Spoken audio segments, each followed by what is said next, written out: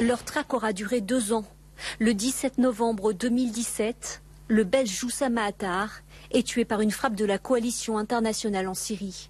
Son nom était le dernier d'une liste de 7 djihadistes, tous considérés comme les cerveaux des attentats du 13 novembre. Tous morts dans des bombardements en Irak et en Syrie. Des hommes qui ont imaginé, organisé et supervisé les attaques du 13 novembre depuis Raqqa, comme le révèle ce journaliste de Mediapart. Ce n'est pas un désir de vengeance qui a animé la coalition internationale, les Américains.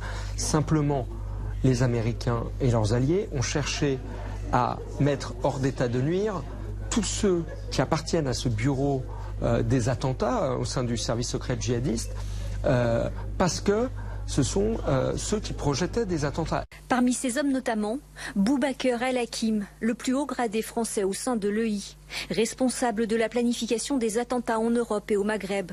Des terroristes dont la mort n'a pourtant pas été rendue publique à l'époque. La France a ce problème concernant des djihadistes français. Le fait que les familles des djihadistes seraient en droit d'attaquer la France au tribunal pour ce qui est un assassinat. Voilà, donc il y a tout quelque chose qui est un peu flottant, on est dans une zone grise et la France se révèle très prudente là-dessus. Reste le cas des frères Klein qui avaient revendiqué au nom de l'EI les attaques du 13 novembre. Ils se trouveraient toujours cachés quelque part en Syrie.